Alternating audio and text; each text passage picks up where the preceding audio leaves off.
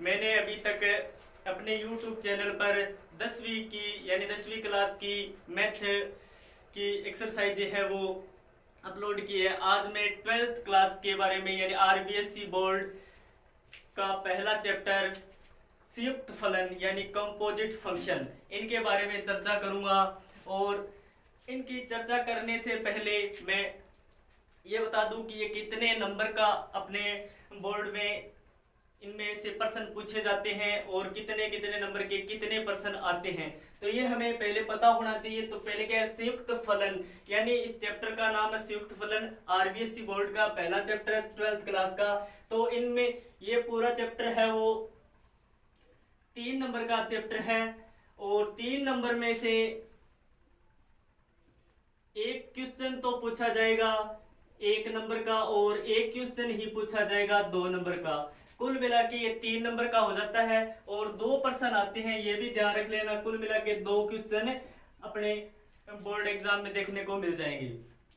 तो अब बात रही इनमें चर्चा, हम फलन के बारे में करेंगे, प्रतिलोम फलन के बारे में बात करेंगे और इसके बाद में द्विआधारी की संक्रियाओं की बात करेंगे और आगे मॉड्यूलिंग पद्धति के बारे में भी बात करेंगे। तो पहले हम संयुक्त फलन पर पहुंचने से पहले या फिर फलन पर पहुंचने से पहले मैं 11th क्लास में आपको ले चलता हूं।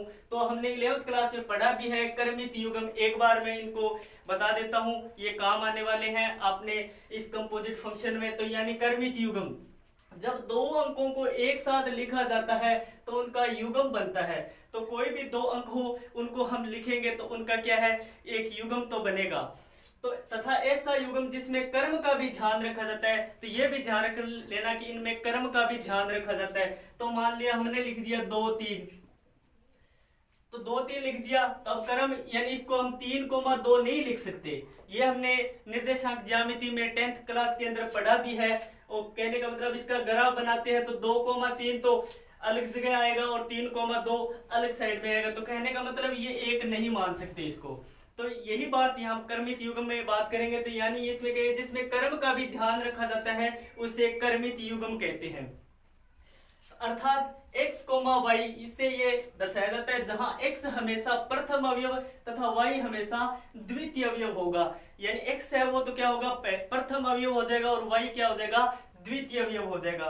तो इसके बारे में जैसे एक एग्जांपल और लेते हैं। मान लिया हमने लिख दिया 412।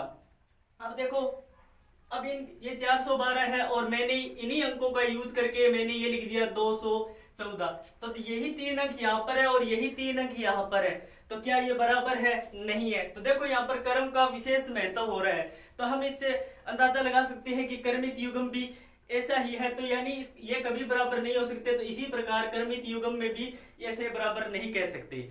तो यानी अब x y है तो जहां x हमेशा प्रथम अवयव होगा और y हमेशा द्वितीय अवयव होगा, ये हमें अच्छे से ध्यान रख लेना होगा। तो इसके कुछ नोट है वो थोड़े देख लेते हैं।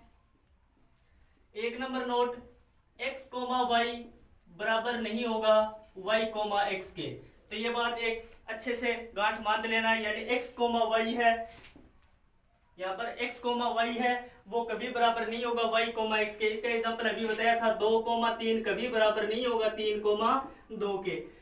तो यानी इसका महत्व 1 नंबर नोट का ये हो गया। अब 2 नंबर नोट की बात करते हैं।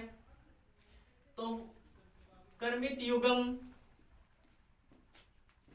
युग्म x भी हो सकता है। x का मतलब क्या है कि यानी 2,2, 3,3, 4,4 इस प्रकार का भी हो सकता है। तो यानी ये भी एक अच्छे से ध्यान में रख लेना। यानी इसका कर्मित युग्म है वो x भी हो सकता है। 3 नंबर नोट, a बराबर b। तो यानी इसको लिखेंगे क्या, देखो a, b बराबर c, d। तो ये बराबर कब हो सकते हैं इनका भी हमें पता होना चाहिए। तो क्या आ जाएगा, इफ a जब बराबर होगा किसके, c के, और b बराबर होगा कब, d के, तब हम कह सकते हैं a b बराबर है c d के। यानी a तो बराबर किसके हो, सी के और बी बराबर किसके और डी के, तब हम कह सकते हैं कि ये बराबर है। ऐसे प्रश्न तो हमने 11वीं में किए होंगे, तो इनके बारे में खास वैसे बात नहीं करूंगा। तो हम थोड़ा उसको सुधारने की बात कर रहा हूँ कि इनकी जरूरत पड़ेगी, तो इसके लिए मैं बात कर रहा हूँ, बाकी कोई उद्देश्य नहीं है इनका बात करने का। तो अब ये समझ गए होंगे, इनको अच्छे से आप स्क्रीनशॉट ले सकते हो और आप इनको पढ़ सकते हो।